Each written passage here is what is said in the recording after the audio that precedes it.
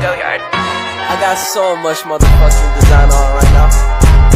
Break it down, bring it back, make it clap. I got 3 old thoughts, new guap, wear that thing. Bitches on my line, and you know. Assalamualaikum warahmatullahi wabarakatuh. Nama saya Isnani Ramadhani dari kelas 11 MIPA. Saya akan menjelaskan tentang HIV dan AIDS. Pengertian HIV atau AIDS. HIV atau Human Immune Deficiency Virus adalah virus yang menyerang sistem kekebalan tubuh yang dapat melemahkan kemampuan tubuh melawan infeksi dan penyakit. Sedangkan AIDS atau Acquired Immune Deficiency Syndrome adalah kondisi di mana HIV sudah pada tahap infeksi akhir. Ketika seseorang sudah mengalami AIDS, tubuh tidak lagi memiliki kemampuan untuk melawan infeksi yang ditimbulkan. Penyebab HIV dan AIDS. 1. Hubungan seks. Infeksi HIV dapat terjadi melalui hubungan seks baik melalui vagina maupun dubur atau seks anal. Meski sangat jarang, HIV juga dapat menular melalui seks oral. Namun penularan lewat seks oral hanya terjadi bila terdapat luka terbuka di mulut penderita, misalnya akibat gusi berdarah atau sariawan. 2. Penggunaan jarum suntik. Berbagi penggunaan jarum suntik dengan penderita HIV adalah salah satu cara yang dapat membuat seseorang tertular HIV. Penularan bisa terjadi jika berbagi pakai jarum suntik ketika menggunakan nafza atau saat membuat tato. 3. Transfusi darah. Penularan HIV dapat terjadi saat seseorang menerima donor darah dari penderita HIV. Namun kemungkinan terjadinya penularan ini cukup rendah. Hal ini karena sekarang pendonor darah harus melewati screening HIV dan infeksi lainnya terlebih dahulu. Gejala HIV dan AIDS. Tahap pertama, tidak menimbulkan gejala apapun selama beberapa tahun. Pengidap akan mengalami nyeri mirip seperti flu beberapa minggu setelah terinfeksi selama 1 hingga 2 bulan.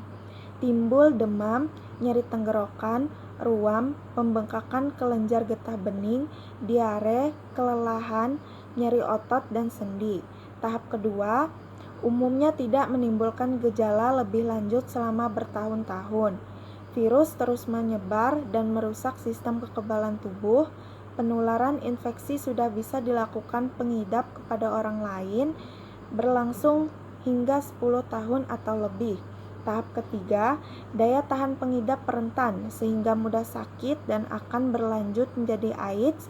Demam terus-menerus lebih dari 10 hari, merasa lelah setiap saat, sulit bernapas, diare yang berat dan dalam jangka waktu yang lama, terjadi infeksi jamur pada tenggorokan, mulut, dan vagina, timbul bintik ungu pada kulit yang tidak akan hilang nafsu makan, sehingga berat badan turun drastis. Pencegahan HIV dan AIDS.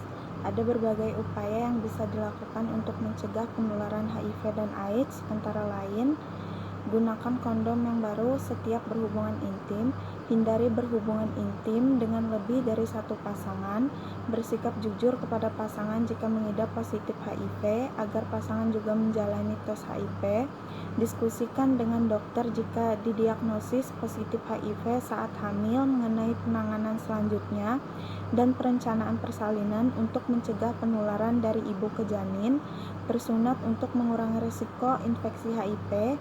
Jika menduga baru terinfeksi atau tertular virus HIV, seperti setelah melakukan hubungan intim dengan pengidap HIV, maka harus segera ke dokter. Tujuannya agar mendapat obat post-exposure prophylaxis atau PrEP yang dikonsumsi selama 28 hari dan terdiri dari 3 obat antiretroviral.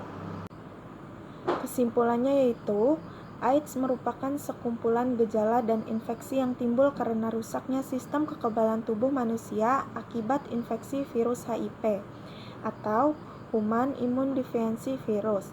Virus AIDS menyerang sel darah putih khusus yang disebut dengan T lymphocytes.